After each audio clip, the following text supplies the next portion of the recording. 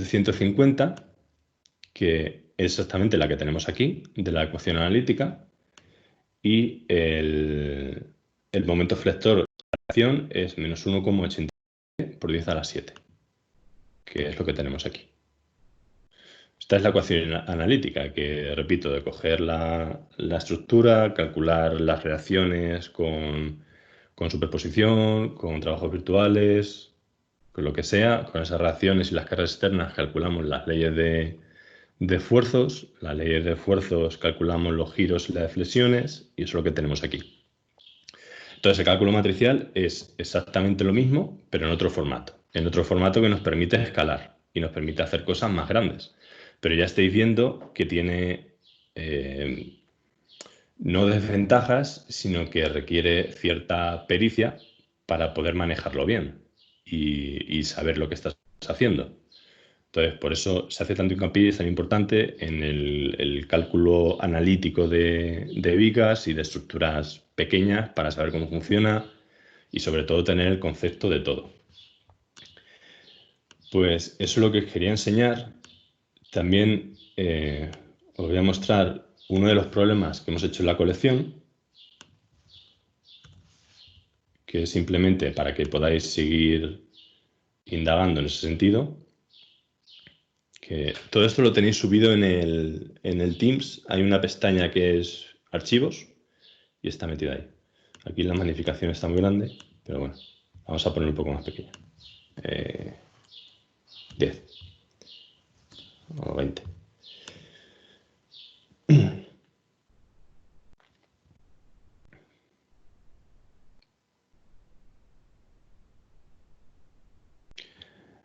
Entonces, bueno, este es ese problema, que vamos a quitar esto aquí.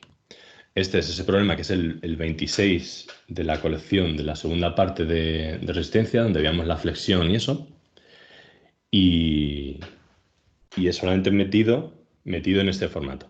Con esto lo podéis usar para comprobar, simplemente para ver cómo se meten las cargas, cómo salen las reacciones, cómo funciona todo y que entendáis un poco mejor la relación entre el cálculo matricial, que no es nada más, lo único que es poner en formato lo que estamos haciendo antes.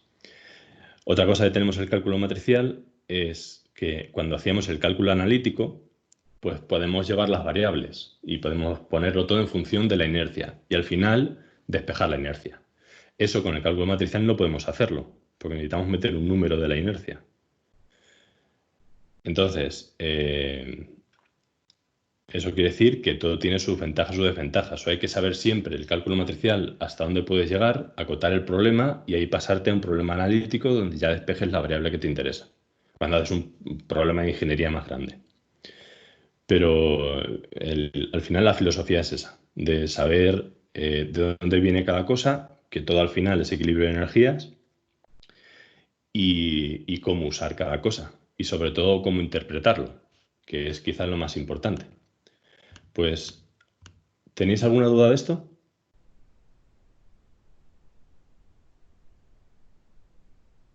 ¿Me oís? Sí, se te escucha bien. Vale. Que bueno, hoy internet va mucho mejor que ayer, pero aún así en clases os veo las caras y sé más o menos cómo va todo.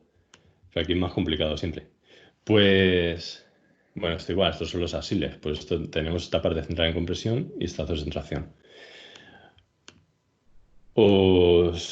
Ya cerramos con esto el 2D y ahora pues Guillermo os va a contar la parte de 3D. Guillermo está haciendo con nosotros el TFG, que bueno, cómo estaréis vosotros dentro de un par de años. Y lo está haciendo, estamos haciendo una cosa de metamateriales, que es como estructuras dentro de los materiales para cambiar propiedades y meterlo con impresión 3D. Y es un mundo bastante bonito. Y para ello ha desarrollado un modelo para cálculo de barras en 3D. Entonces, bueno, os lo dejo y que os lo vaya introduciendo y comentando.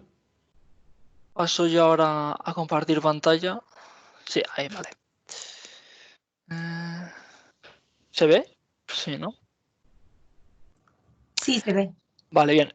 Bueno, como ha dicho Luis, básicamente todos los códigos de cálculo matricial son bastante parecidos. Tienen una serie de secciones que ahora pasaremos a ver.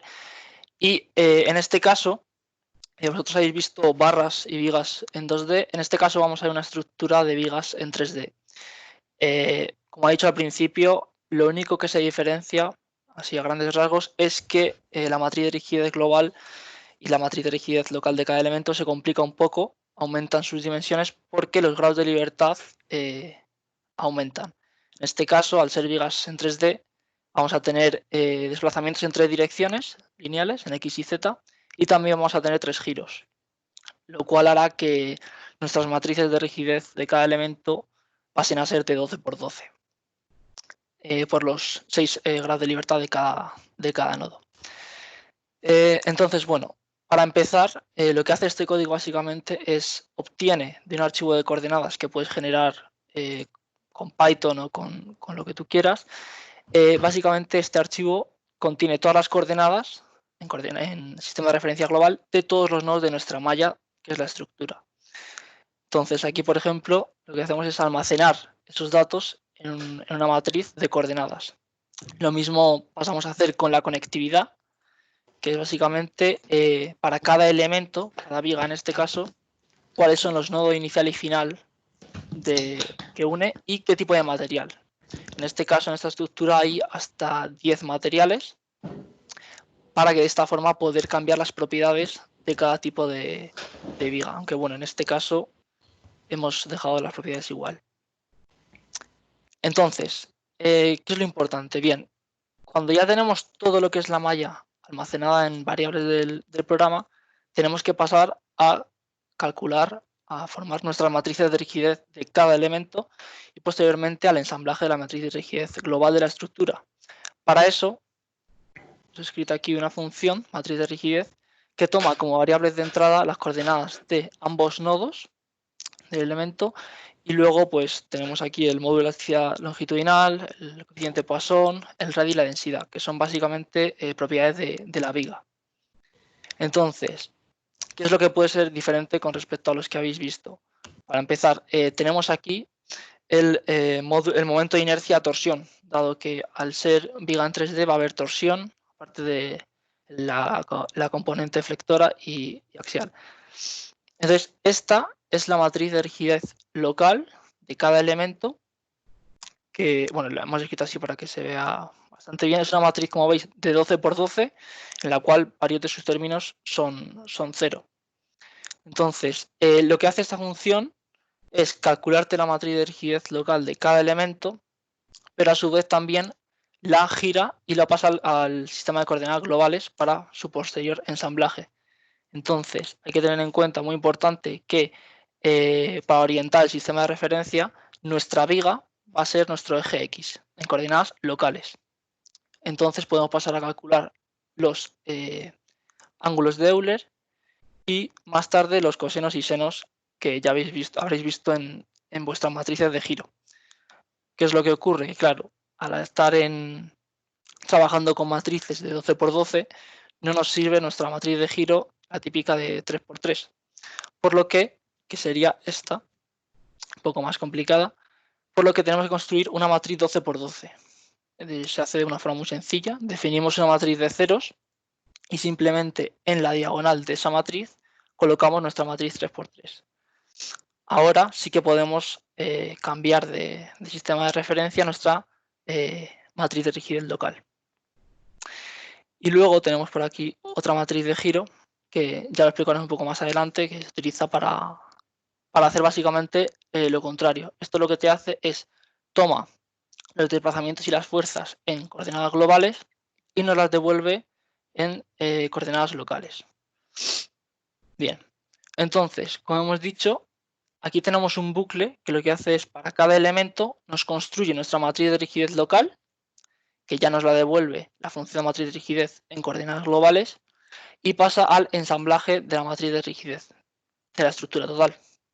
Para ello necesitamos los grados de libertad de cada nodo. Por eso aquí, cuando empieza por cada elemento, define el nodo inicial y el nodo final. ¿Qué es lo que ocurre? Este archivo de coordenadas que hemos visto está generado desde Python, desde un código de Python. Y en Python los vectores o los arrays tienen posición 0. Por lo tanto, si nos vamos a conectividad, hay algunos elementos, como por ejemplo el elemento 1, cuyo nodo inicial es el nodo 0. Y aquí hay un problema, ya que en Julia y en algunos otros lenguajes los vectores no tienen término 0, empiezan en término 1. Por lo que, debido a esto, hay que sumarle 1 a todos los nodos. Porque si no, al entrar aquí en el elemento 1, este nodo inicial sería 0 y cuando queremos entrar en nuestro vector de coordenadas, nos va a dar error, ya que el término 0 no existe, sería el término 1. Y luego aquí, estos 4 números son los grados de libertad de cada inicial y final de cada nodo. ¿Esto para qué lo necesitamos? Pues a la hora de ensamblar la matriz de rigidez, como ya habéis hecho probablemente en algún ejercicio con papel y boli, dependiendo de qué nodos tenga ese elemento, pues partes de sus submatrices de la matriz de rigidez local van a ir a ciertas partes de la matriz de rigidez global. Entonces, esto es lo que hace el ensamblaje de la matriz de rigidez de toda la estructura. Entonces, una vez ya tenemos todo lo que es la matriz de rigidez, hay que cargar y poner las condiciones de contorno a nuestra estructura. Entonces, bueno, como siempre empezamos definiendo los vectores de desplazamiento y fuerza con la dimensión necesaria, lo llenamos de ceros. Y ahora esto probablemente se vea mejor luego en el paraview, pero básicamente estamos colocando cuáles son las condiciones de contorno de nuestra estructura, es decir, cuáles son los grados de libertad restringidos y que no se van a mover. Todo eso, estos grados de libertad, los vamos a meter en un vector que lo llamamos index auxiliar. ¿Por qué? Porque vosotros, vamos a ver esto, aquí lo veis mejor, no hace falta que os fijéis en la resolución, simplemente aquí. Hasta ahora habéis trabajado con restricción de movimiento, es decir, tenéis unos desplazamientos, los cuales son ceros, son las condiciones de contorno, y luego tenéis unas cargas aplicadas. Entonces, en este caso, como ha dicho antes Luis, es un poco diferente. No vamos a cargar la estructura con cargas o momentos, sino vamos a cargarla imponiendo ciertos desplazamientos. Por lo cual, nuestro vector de desplazamientos prescrito no va a ser únicamente un vector de ceros, que serían las condiciones de contorno, sino también va a haber unos desplazamientos obligados o fijados, por así decirlo, en este caso de un valor 3000, en ciertos nodos. ¿Qué es lo que ocurre? Que ahora nuestros desplazamientos, como he dicho, esto no va a ser solo ceros, va a tener también valores, y nuestras fuerzas en los grados de libertad libres sí que va a ser cero, ya que no lo estamos cargando. Entonces, la forma de resolver el sistema es un poco diferente, pero bueno, al fin y al cabo es siempre lo mismo, de una forma o de otra. Y aquí pasa a resolver lo que es el sistema. Como he dicho antes, como no estamos cargando los vectores directamente, tenemos que pasar al otro lado con signo negativo el término de los desplazamientos forzados, y simplemente esta función lo que hace es eliminar, ya que lo que hemos hecho aquí, una vez tenemos las condiciones de contorno, todos los grados de libertad, que estos sí que son 0, también tenemos que acumular los grados de libertad que no son 0, pero que sí están fijados. Y esto es lo que hace esta función, que lo mete en index aux. Luego lo ordenamos, por si acaso hay algún fallo o lo que sea, lo ordenamos para que quede mejor y nos sale este vector index.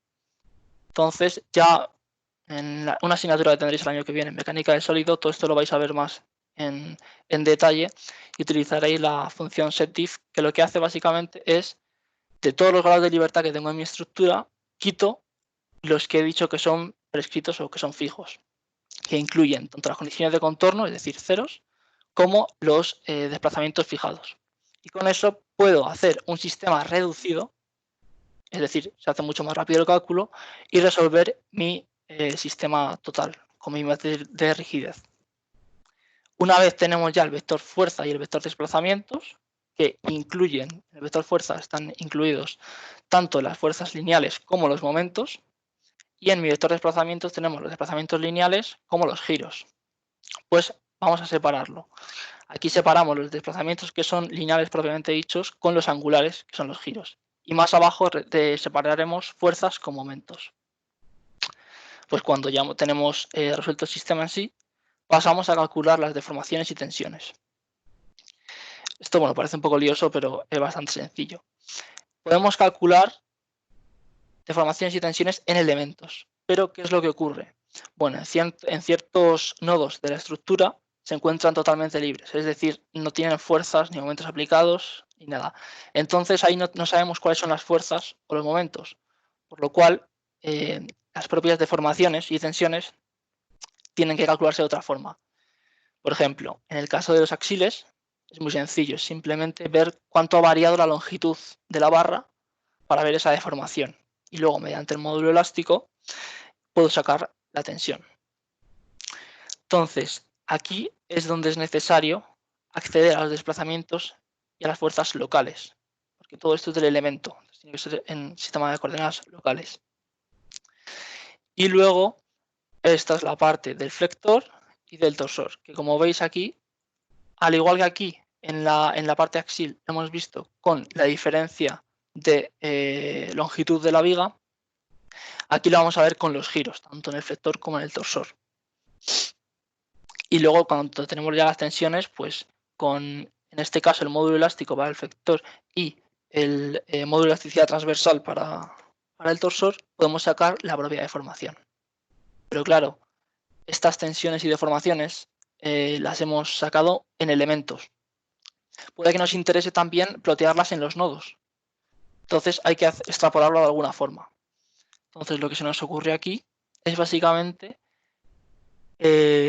bueno, para hacer eso que queremos, necesitamos saber para cada nodo qué elementos lo tocan, es decir, qué elementos contribuyen en ese nodo.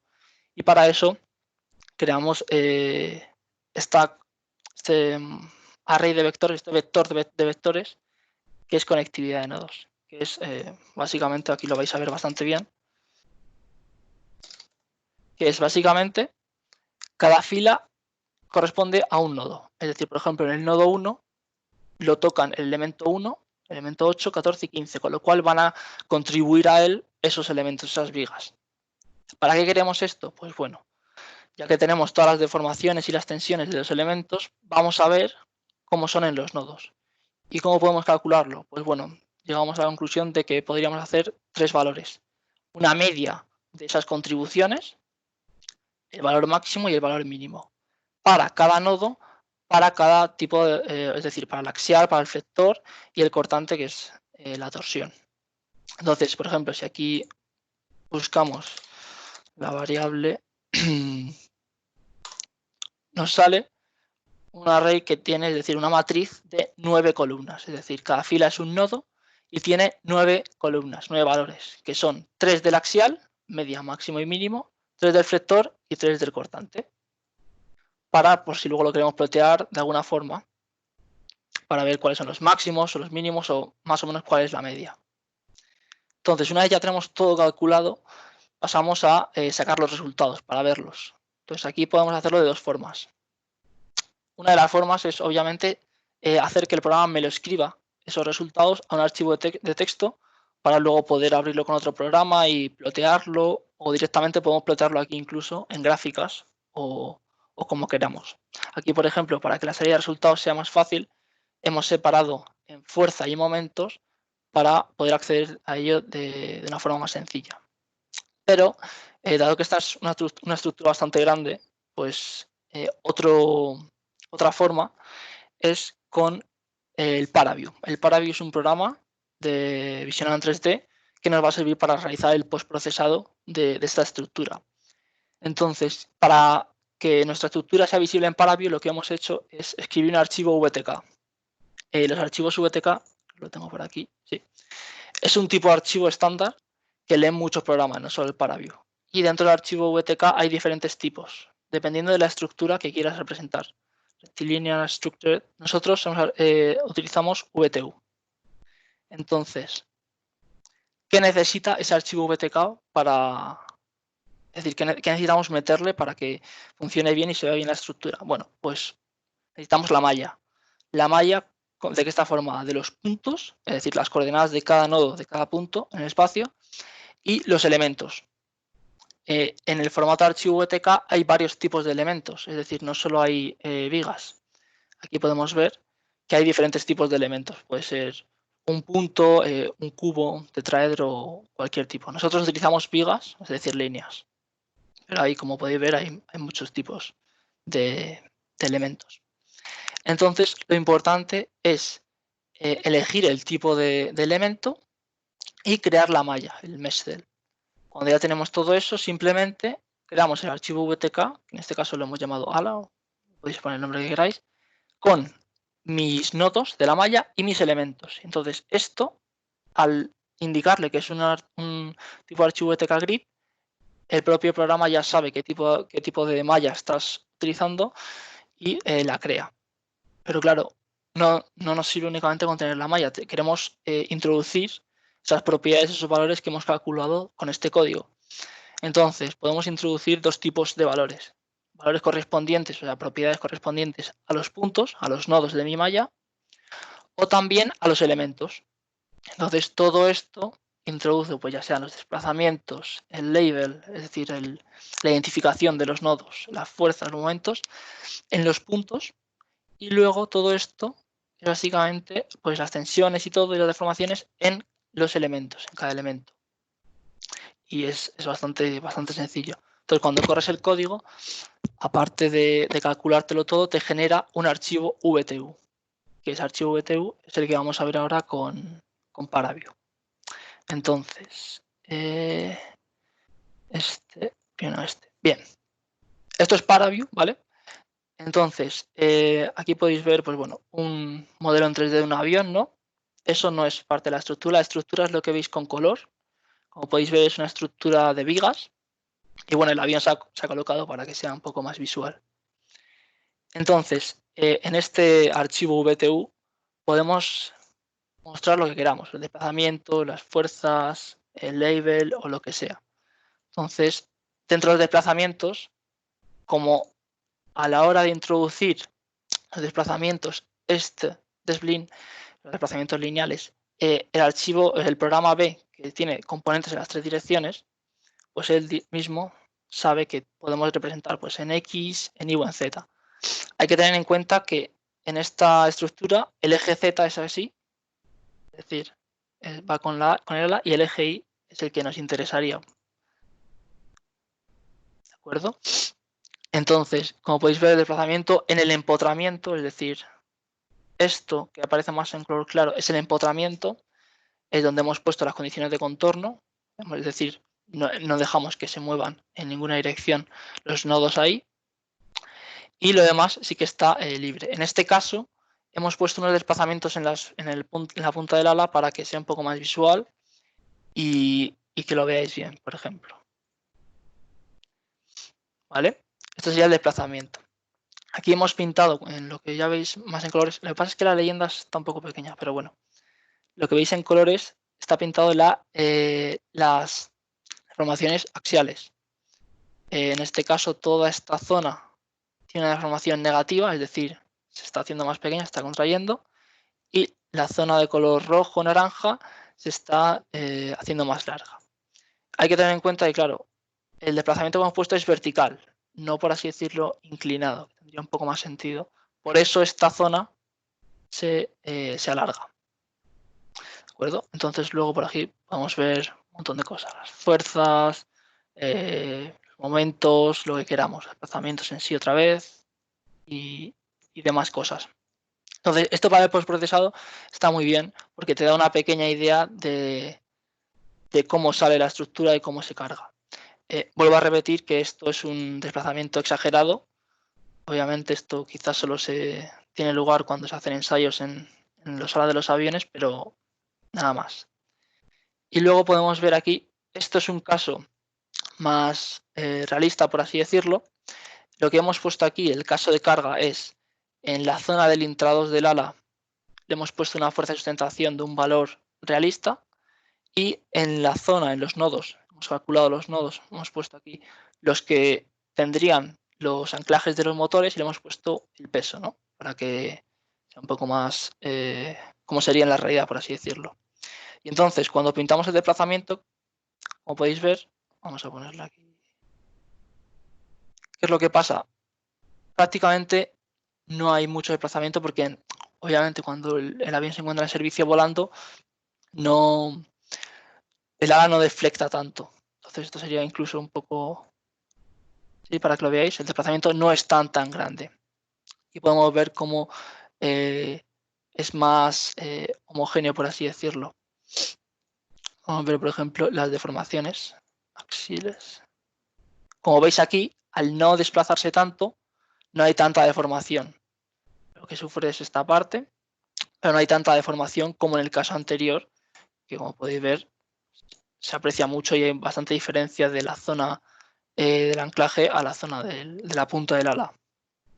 Entonces, este tipo de programas sí que sirven para hacer un pequeño examen de la estructura, pero tampoco, este modelo tampoco es muy exacto, es decir, no se utiliza en la realidad en este tipo de casos, pero es bastante aproximado, como podéis ver, y lo representa bastante bien la realidad.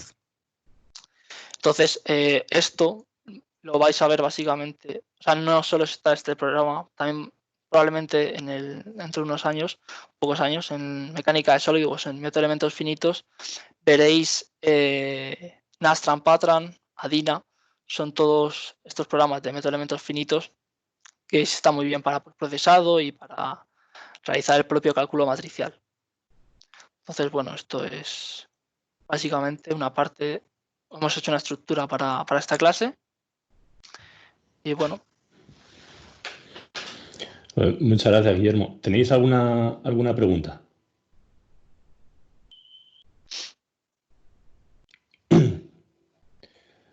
Esto es eso, es básicamente una extensión 3D. Aquí, bueno, lo que os ha enseñado, tanto Python como Julia como Parabius son todos gratuitos. Entonces, pues también son recomendables. Y ahora, a partir de donde estáis, es donde tenéis que empezar a crecer. Pero ahora todo lo que vas a ir viendo en las diferentes asignaturas es ir construyendo a partir de lo que tenéis ahora. Por eso los conceptos básicos son tan importantes. Está aquí Miguel Ángel, que también es tutor de TFG de Guillermo, y es un profesor que va a estar involucrado, bueno, junto con nosotros también un poco, en el resto de asignaturas que vais a tener hasta el final de la carrera, de las que van siguiendo lo que habéis aprendido aquí. Entonces, Miguel Ángel, si quieres darles una pincelada de lo que van a ir, ¿para qué les sirve todo esto? Vale, sí, sí. Hola, buenos días a todos. Bueno, todavía no me conocéis, pero en lo que os queda de carrera vamos a tener oportunidad de encontrarnos en un par de asignaturas al menos, en mecánica de sólidos y en método de los elementos finitos, y luego si continuáis en el MUIA, en cálculo avanzado de estructuras. De hecho, al hilo de esto, os he colocado para que, bueno, pues para motivaros en estos días que parece que estáis agitados y desmotivados con este área y que parece el cálculo de estructuras por las nubes y las tormentas que nos acechan, pues os he colocado el trabajo que este año los alumnos de la asignatura de Cálculo Avanzado de Estructuras del MUIA han realizado. Otros años los hacíamos en vivo, de tal manera que exponían su trabajo al resto de la clase en el aula, y este año pues lo hemos hecho en videoconferencia, que es como hemos desarrollado pues prácticamente toda la asignatura de Cálculo Avanzado de Estructuras a través de Teams. Entonces, los trabajos duran 5 o 7 minutos, es simplemente para que veáis un poco qué cosas del cálculo llevamos adelante. Básicamente son problemas relacionados con el cálculo no lineal, pero el objetivo de lo que vais a hacer es justamente el otro, el cálculo lineal. Entonces, en las asignaturas que os quedan vais a manejar las herramientas y los conceptos que habéis aprendido en resistencia de materiales para llegar a lo que hoy en día en el cálculo estructural moderno se está realizando, ¿no? Por eso es tan importante, la última parte de la asignatura de resistencia de materiales está el cálculo matricial, porque todo el cálculo moderno se realiza con ordenador, todo el cálculo moderno se realiza prácticamente todo con las herramientas de elementos finitos, y la base de todas las herramientas de elementos finitos es el cálculo matricial. De hecho, en la asignatura mía de elementos finitos, el primer día lo que hacemos es repaso de cálculo matricial. Directamente nos vamos al MATLAB, nos vamos al aula de informática y empezamos a escribir código que nos permite comprender y nos permite ejecutar este cálculo matricial. Posteriormente en la asignatura pues ya continuamos con los conceptos que son característicos de los elementos finitos, pero arranca todo del cálculo matricial, ¿no? Lo que Guillermo os ha enseñado pues ha sido pues un poco para ilustraros cómo esta técnica, más allá de lo que habéis visto con Luis, pues contiene por detrás más herramientas y más aspectos y no se ciñe exclusivamente a fórmula.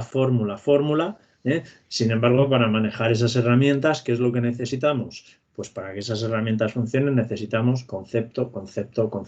Y es por eso que es tan importante, para sacar el beneficio de todas estas herramientas, tener unos conceptos claros. Ya sé que me vais a decir que este año no es el mejor como ejemplo de una docencia ordenada que persigue el concepto. Bueno, intentaremos en años venideros pues ir solventando aquellos aspectos que se hayan quedado aquí un poco cojos y bueno, pues ya tendremos todos en cuestión claramente la idea de lo que hay. Repito que tenéis en el canal general de Elementos Finitos aquí accesibles los vídeos para que los podáis consultar, son muy breves y bueno, un poco pues para que se os eleve el ánimo respecto de qué es lo que hace un alumno estudiando estas historias, ¿no? Bueno, pues simplemente, ¿de acuerdo? Bueno, esperemos que para el curso que viene Luis esté ya incorporado dentro de nuestra plantilla oficial de profesores, porque os habéis dado cuenta que es una persona muy valiosa y que por lo tanto pues va a seguir trabajando con nosotros en todas las cosas, como pues el caso del trabajo fin de grado y otros parecidos que tenemos de Guillermo, y bueno, pues eso es lo que os tengo que decir, Así que os dejo que Luis finalice la sesión y la asignatura. Un saludo. Bueno, muchas gracias, Miguel. Al final es eso, que en la asignatura está habiendo mucho ruido, mucha incertidumbre, pero bueno, centraros y salvar también vuestra carrera, porque si no entendéis bien lo que os estamos explicando aquí, luego, como ha dicho Miguel, intentaremos ir solventándolo en siguientes cursos, pero es importante que sepáis bien todo lo que estáis dando. Entonces, ahora mismo, en esta asignatura, hemos visto que las estructuras son elásticas y lineales. En cursos venideros, pues veréis que existe plasticidad, que existe fractura, que existe otro tipo de no linealidades, donde ya es más simple, más complejo, perdón, mucho más complejo. Y bueno, entran en juego otras muchas cosas. Y por eso, igual que decía Miguel, es muy importante los conceptos que tenéis. Otra rama, os quiero enseñar,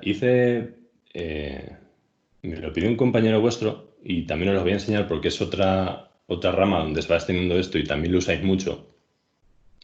Es porque hasta ahora todo lo que estáis... O sea, aquí lo que hemos visto es en estático.